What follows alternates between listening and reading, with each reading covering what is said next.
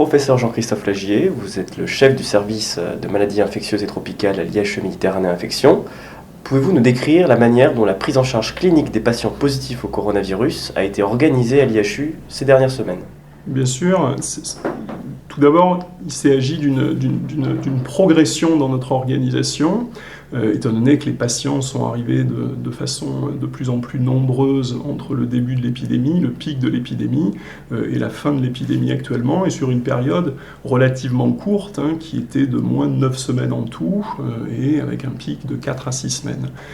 Tout d'abord, au début, 30 000 personnes sont venues se faire dépister à l'Institut hospitalo-universitaire, ce qui a nécessité bien entendu une organisation pour que ces gens puissent être testés. On réalise le prélèvement nasopharyngé afin de connaître le fait qu'ils soient infectés ou non par le coronavirus. Dans un deuxième temps, 4000 d'entre eux ont été suivis en hôpital de jour pour un bilan, pour la proposition d'un traitement, et cela évidemment a nécessité une adaptation de notre organisation, étant donné que nous avons eu jusqu'à 450 personnes, patients par jour, les jours où il y a eu le plus grand nombre de cas pris en charge, qui sont venus à l'hôpital de jour. En complément, il y a eu sur les 75 lits d'hospitalisation dont bénéficie l'IHU, 75 lits en chambre seule, il y a eu environ 700 patients qui ont été hospitalisés pendant cette épidémie de coronavirus.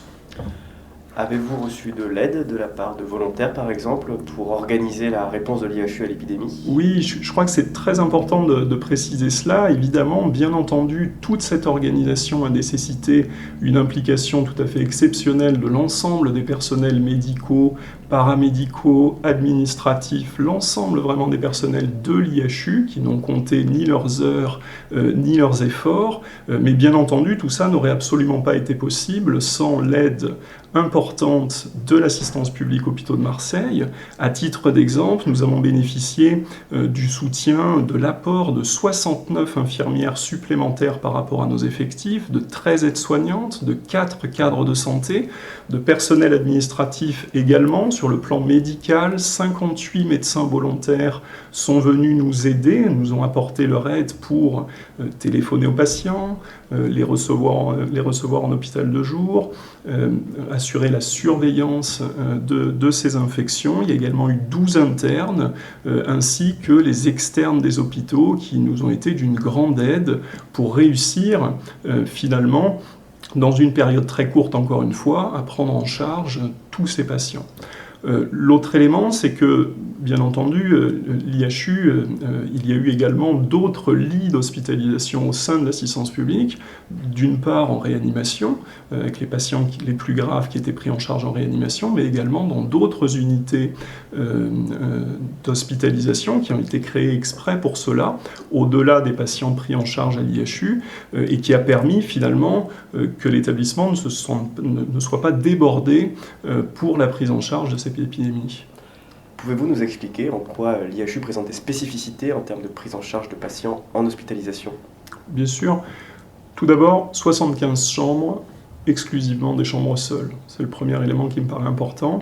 Le deuxième, c'est que parmi celles-ci, 25 sont avec un système de dépression qui assure la sécurité la plus grande.